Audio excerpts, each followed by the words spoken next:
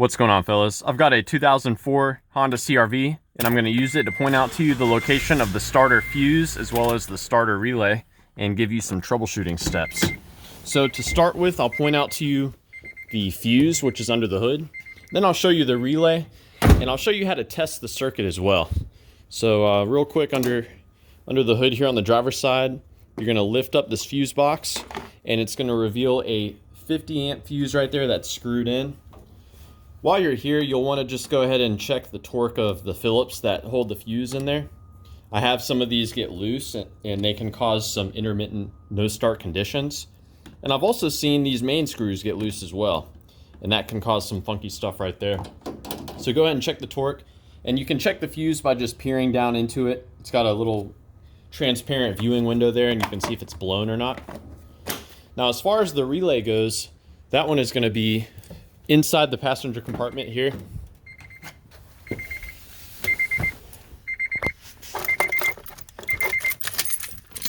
So to get to the relay, you're going to turn both of these little pieces to the right, and this piece will pop out like so. The starter relay is going to be right here. Yours is going to look a little different than mine because I actually broke part of the fuse box. So this is tough to get out. As you can see, and even on the relay next to it, there's two little retaining clips right there. So you have to push those to the side. See that there? So you've got to push those to the side while you're prying the relay out. I just actually broke the box just trying to get it out. And even with this whole side broken, it was still kind of a tricky thing to get it out. The relay is definitely in there good, but it will come out if you honestly, I would just suggest breaking the box like the way I did and prying at the bottom of the relay. You don't want to squeeze the side of the relay too much because this plastic here is fragile, and if you squeeze the side, it can damage it. So I've got the starter relay removed, and you can swap in a different one as a troubleshooting step. That is your taillight relay if you'd want to swap in that one. But I suggest swapping in one of the relays from under the hood, as those are easier to get to. Now, got a bulb here, a light bulb, and there's 4 pins. The 2 pins at the top, one of them is a power, the other one is a ground. That's how the relay is triggered. The ground is provided by the neutral safety switch, or if your CRV is a manual, the clutch safety switch. So if you're in park or neutral, or if you're pushing in the clutch, it provides a ground. Now the power comes from the ignition switch. And so I'm going to throw a bulb in here, if it can stay. And this is a troubleshooting step.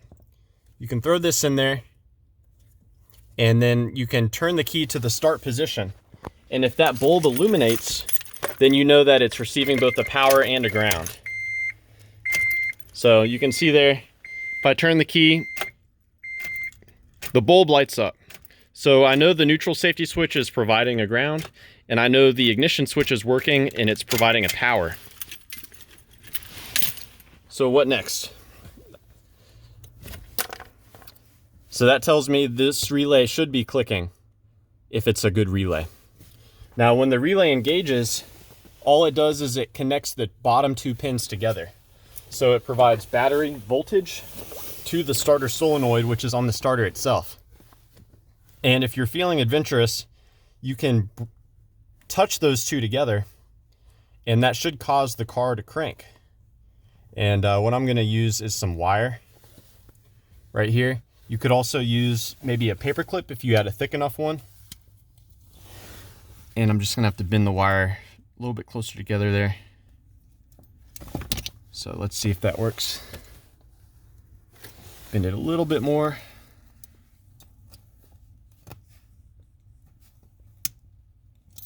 Let's see, and I'll switch hands here. So when I throw this in there, I hope the camera can hear it, but it should actually cause the engine to crank. So you don't want to just leave that in there, of course. It's a troubleshooting step, so testing the circuit.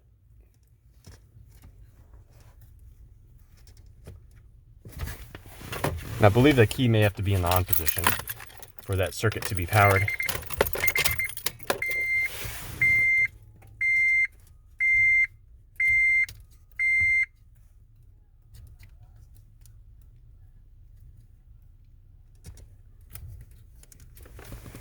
See, this wire may actually be too big. So yeah, scratch that. This wire is too big, but you get the idea. So I'm gonna throw this back in there. It's a very tight fit. So yeah, that just about covers it. I hope this was helpful to you guys. Let me know if you have any questions, or more importantly, if you have any advice about troubleshooting the starting system on your Honda CRV. Thanks for watching.